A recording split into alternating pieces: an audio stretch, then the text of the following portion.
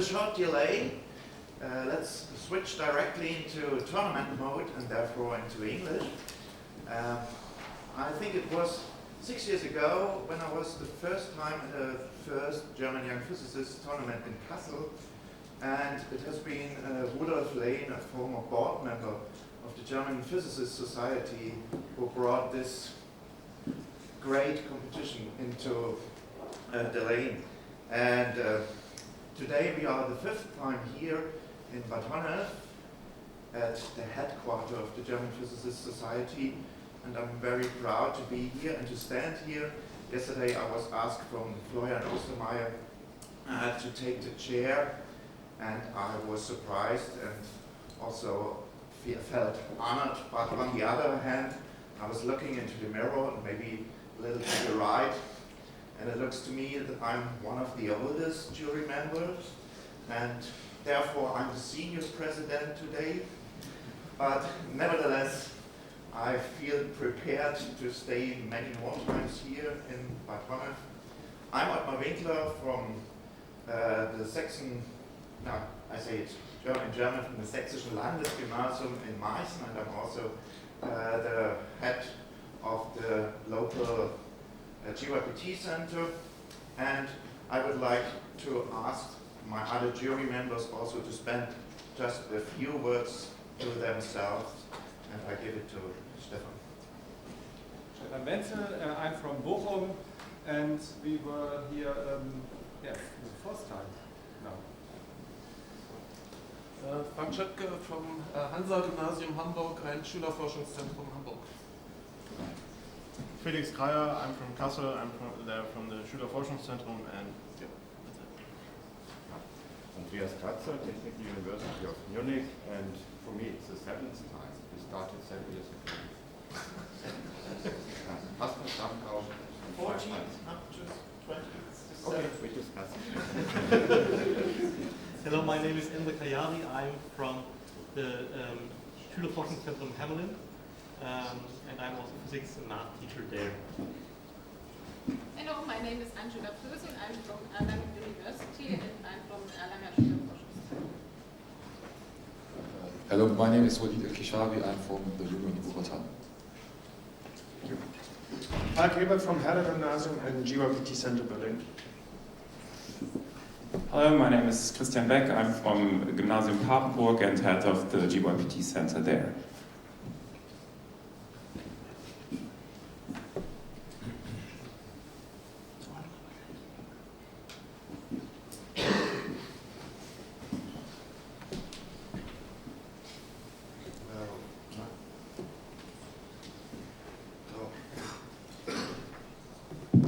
Well, now with the mic, I think we have to wait a few seconds that all members are prepared, also with the technical equipment. And after that, we can start with the preparation time. Okay. Well, then we're going to start with the preparation time. At first, I had to introduce Sebastian Heiss from the team Merkers Elite, Erste Reihe, and he's going to present us problem number 13, friction oscillator, and the opponent will be Markus Bayer from the team Passion.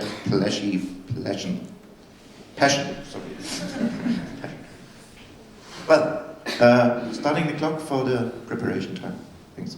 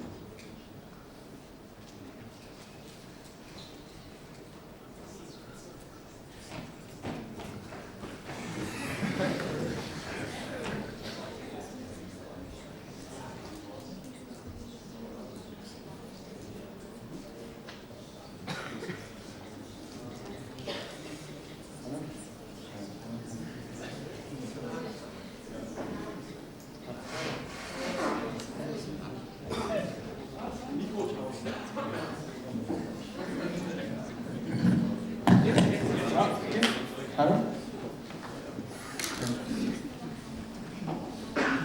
So I would be ready. Okay. Well, then let's start with the first fight, and I would like to start you did.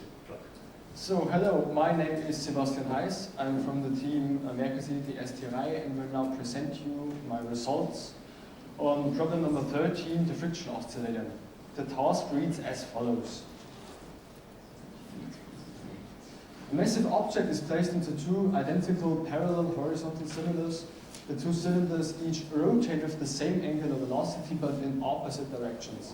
Investigate how the motion of the object on the cylinders depends on the relevant parameters. It basically looks like this. If the two cylinders are rotating towards themselves, the staff is accelerated to the right and to the left, it oscillates. The red dot in the middle is the mass center. Pertaining the experimental setup, I used ball bearings to guarantee a frictionless rotation and to prevent the system from shaking.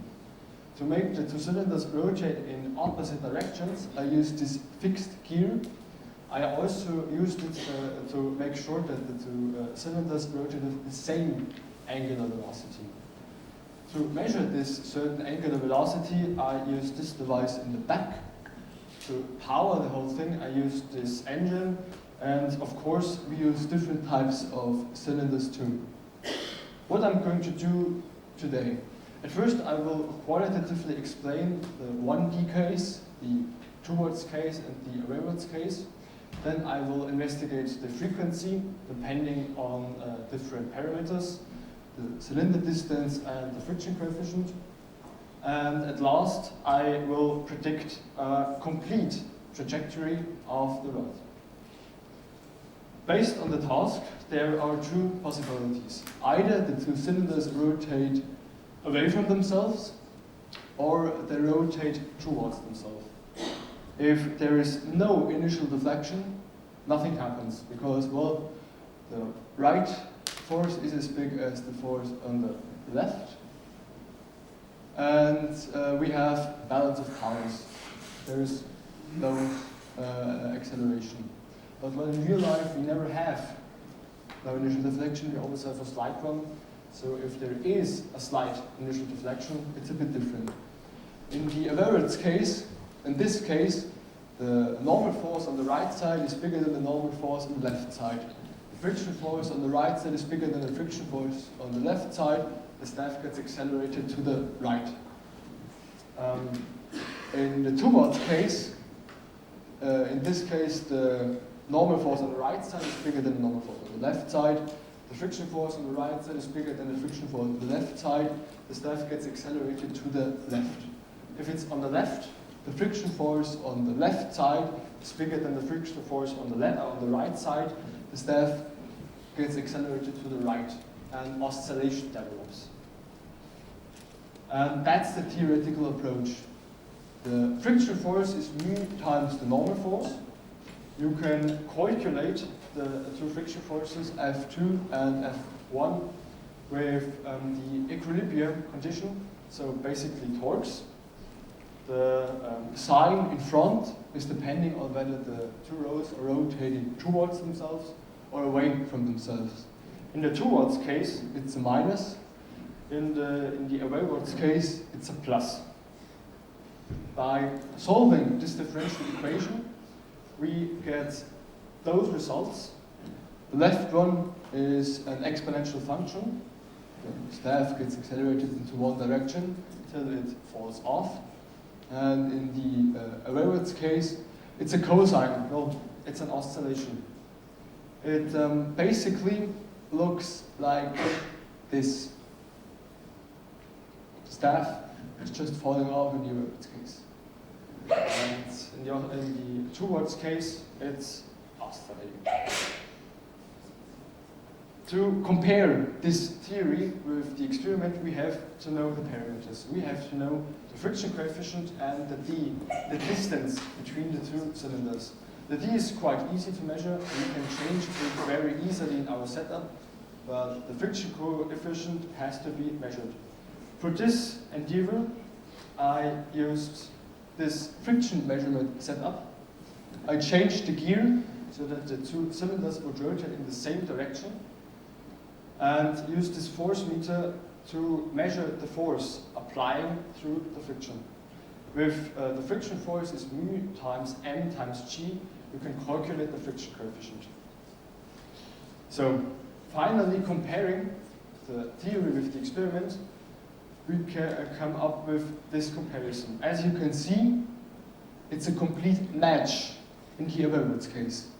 So that's good. The theory can predict the Weber's case very well. We can check that.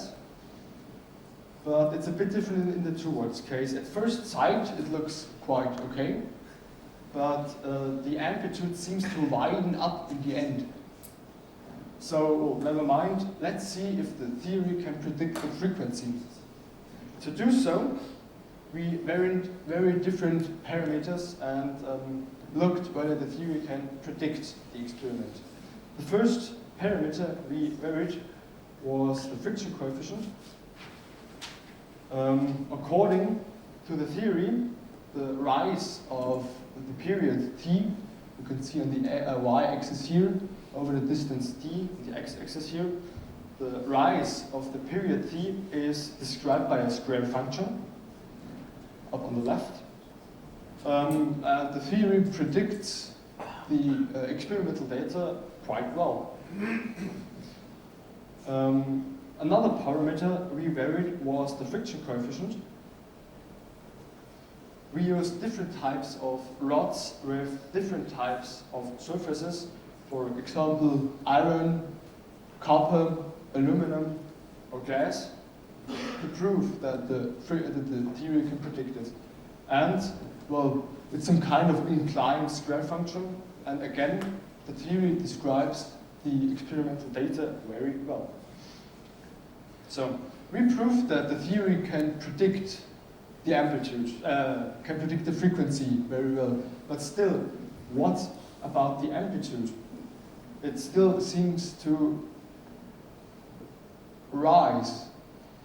I even have to catch it because it would fall off otherwise. Using the friction measurement setup again, I came up with this friction measurements. Here you can see that the friction plotted over the velocity, and as you can see, it's slightly decreasing linearly. So, obviously, the friction coefficient can be, is v-dependent.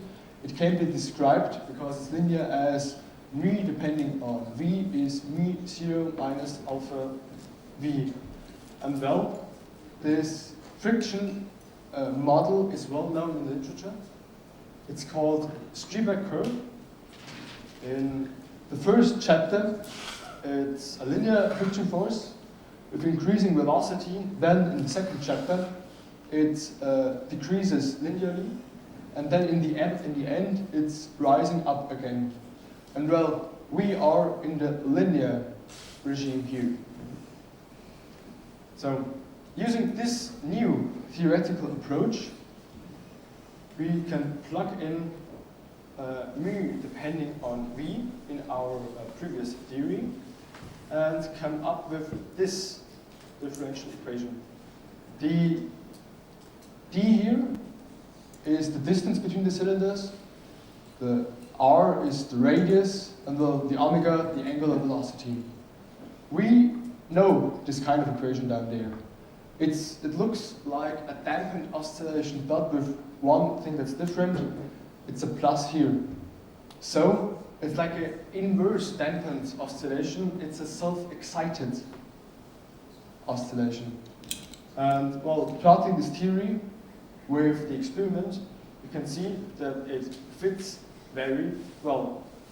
I can predict a complete amplitude, a complete trajectory. The amplitude is rising exponentially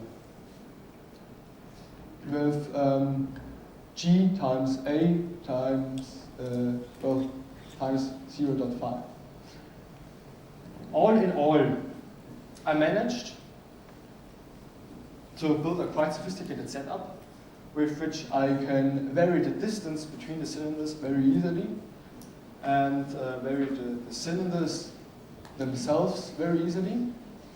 I qualitatively explained the phenomenon and predicted the theory with the first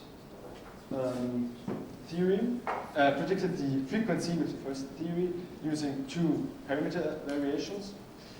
I tackled the problem of the rising amplitude with the friction measurement. The friction is decreasing over the velocity, which is exactly the opposite of what we learned in school, and was able to predict a complete trajectory in the end. Thanks for listening.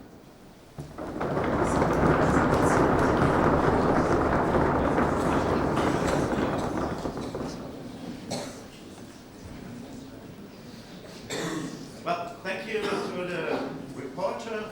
Now it's time for the preparation of the discussion.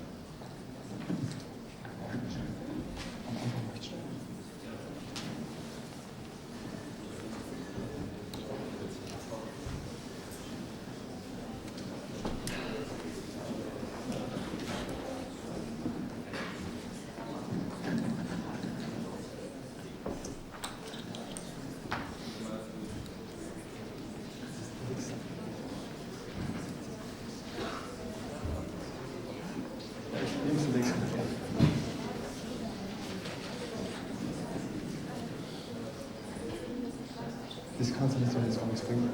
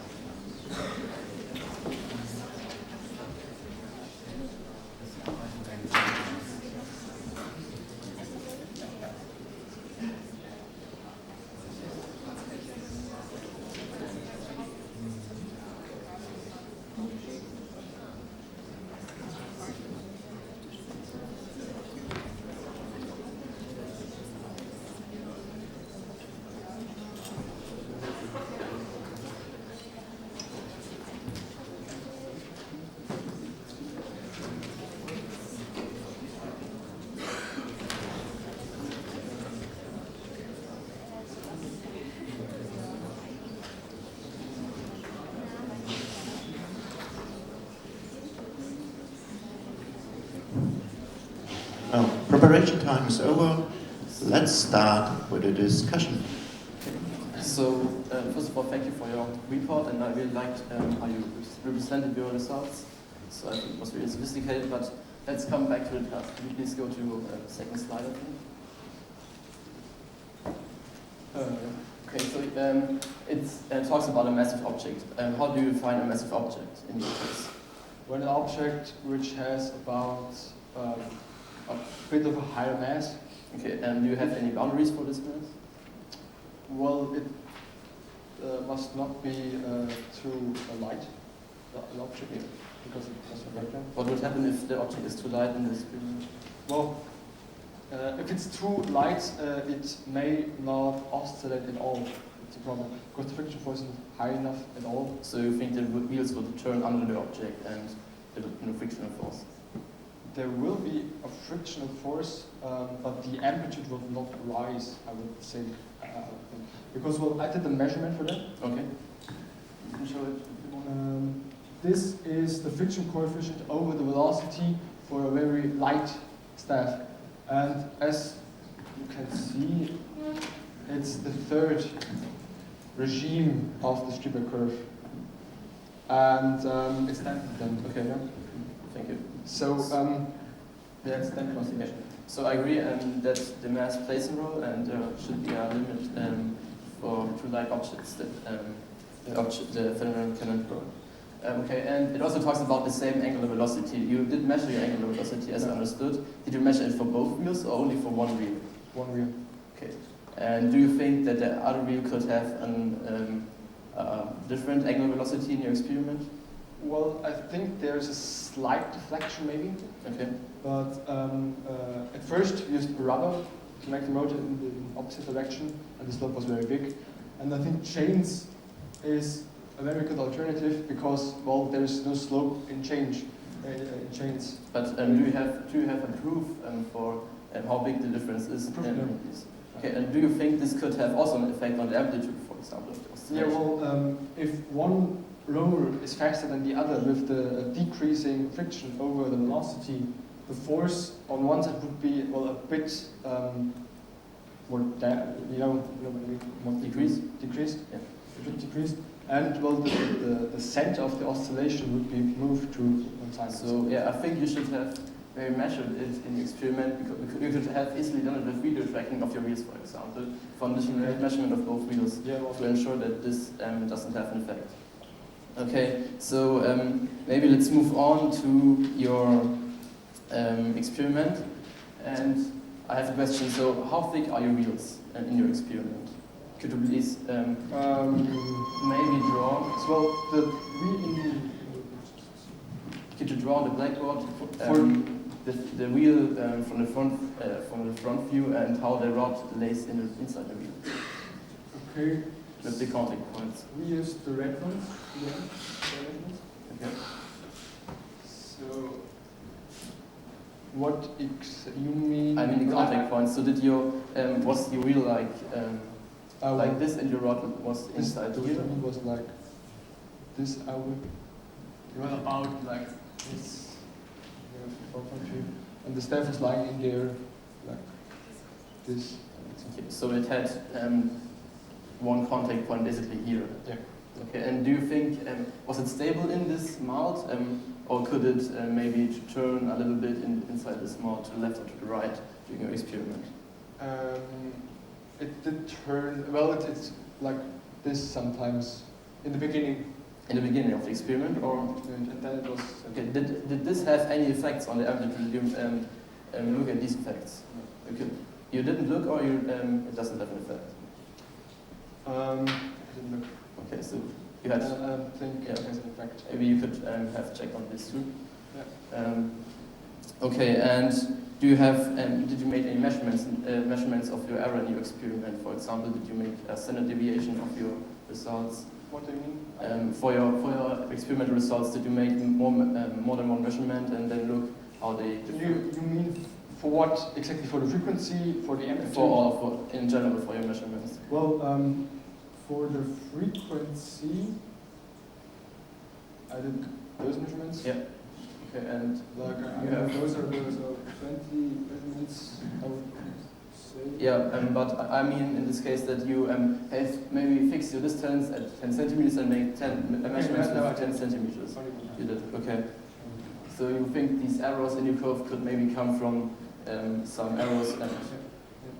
Okay, maybe you could have in this case also done some error measurement, but I think, yeah, because the curve fits quite well, would be an extra point. Okay, then I think you introduced in your friction the Ströbeck function. Could you please go to slide of this one? Okay, so as the Ströbeck function is commonly known for the for fluid lubricated frictions. Do you agree? And do you have a fluid lubricated friction in your case? Because I think only the third part is related to the fluid. Lubricated. So friction. The first two are for normal friction, I think. That's what okay, so you're saying that this one also occurs in normal friction. This, yeah. This occurs in friction. And what part? So only this linear curve, or well, in normal this one. boundary? So that's what you learn in school. This occurs. It's the normal friction. Yeah. The constant one. And this may we are force or whatever. This too, and this this may occur on both sides, so normal.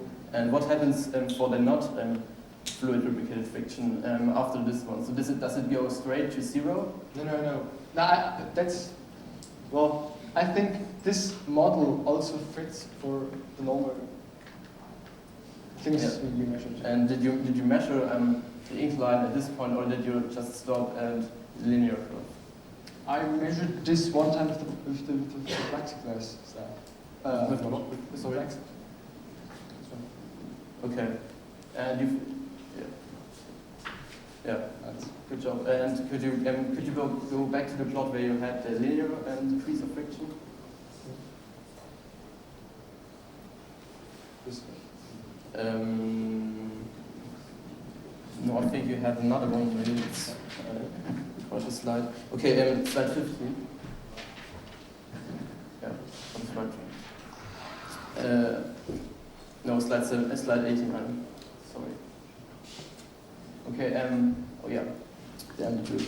So you're talking here that you can predict the amplitude with theory, and maybe you see that your theory differs from the real amplitude of your measurement at 7 seconds. So did you make any measurements above 7 seconds to look at the error in this case? No, I didn't. Okay, it's a slight offset there. Okay. Right. Because I think during your friction, of course, you get your wheels and your rod heated. So maybe this could have an effect on the friction itself. Because so do you think that the friction increases with heating of the rod? Well, I don't think that the heat is that relevant when they're. I don't think it has. Did you didn't measure it? I didn't measure it, but I don't think it has a very good impact because there is not much heat.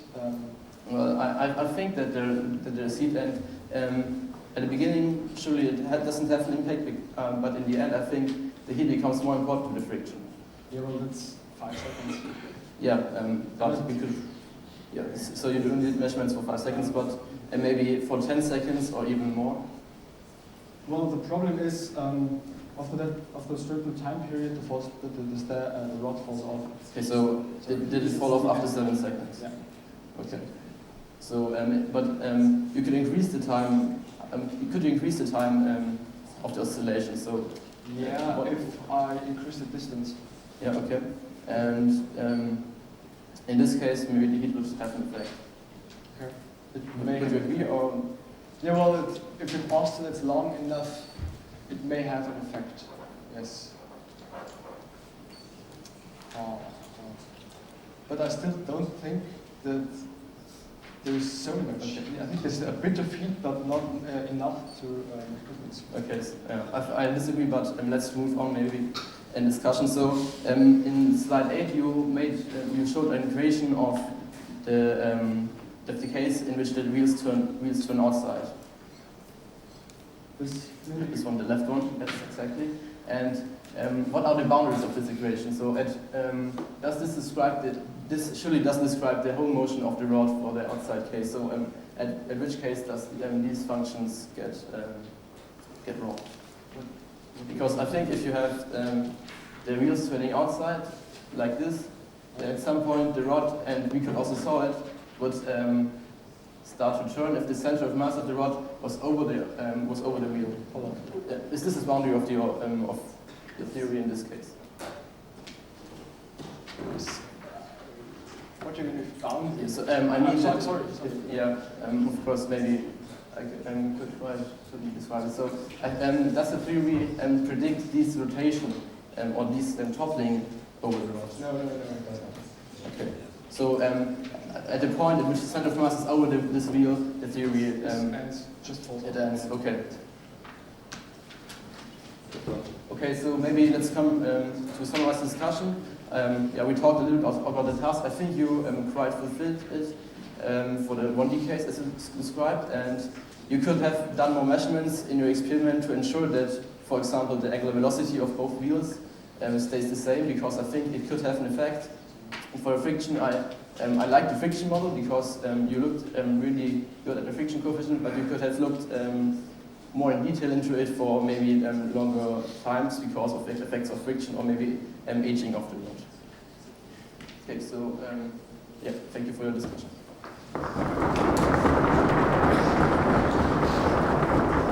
Well, thank you to both teams members for the discussion. Now it's time for jury questions. Who will be the first?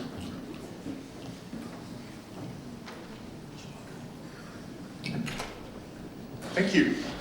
A question to the opponent. Yeah. Do you think that apart from kinetic friction, static friction should also be considered? I think it depends. So if you have the wheels turning and then you place the rod on the turning wheels, I don't think static friction should be considered. But if you place the rod first on the wheels and then start to turn the wheels, then maybe you should consider it, of course. Same question to the reporter. Do you think that static friction could ever occur? No, I don't think so. Because, well, the only case in which it may occur is when the rod is at its maximum speed. For example, in this case. But please make it short. Yeah. And well, then it would be like some kind of roll friction. It would never be static friction. Okay, thank you. A question to the opponent. You mentioned the effect of heat on friction. Yeah. How heat exactly affects the friction? What would happen? I think if the rod gets warmer, then the friction should increase. Okay, to the reporter, what do you think?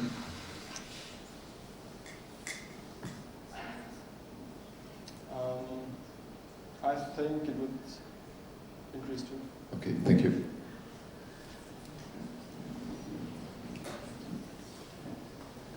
Question to the reporter. Is it possible to come up with a microscopic explanation for the Streeter curve? A microscopic? Yeah. Okay. Well, but it would maybe take some time. So, well, this is the surface. This is the surface of, in the very common case. If the velocity increases, the object would like jump to the next peak and would not go down there. It's some kind of slip motion. And well, with that, this is. Okay, one question more. Question to the reporter. Under which circumstances do we see a real harmonic oscillation with a constant amplitude? Are there any? Let me see.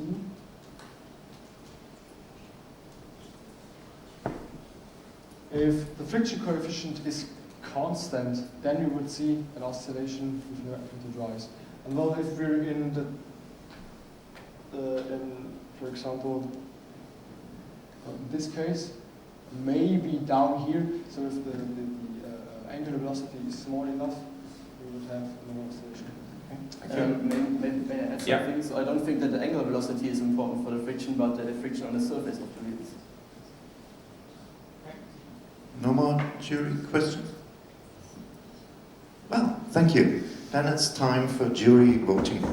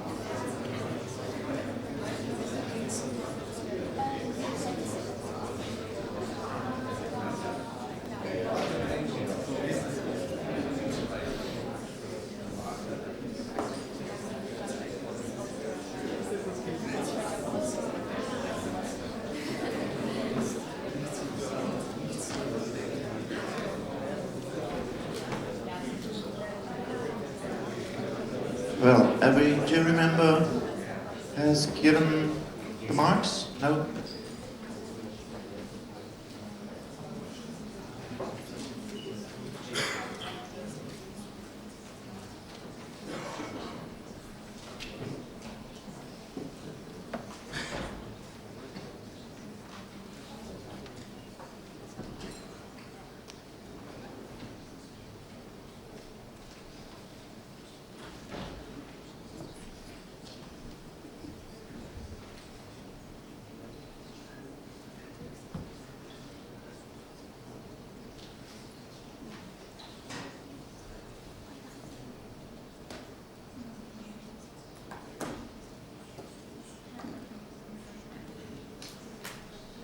Valid, ready? Okay. Then let's look for the grades at first for the reporter. Please show up your marks. 7, 9, 8, 7, 8, 8, 8, and 8. Then show up your grades for the opponent.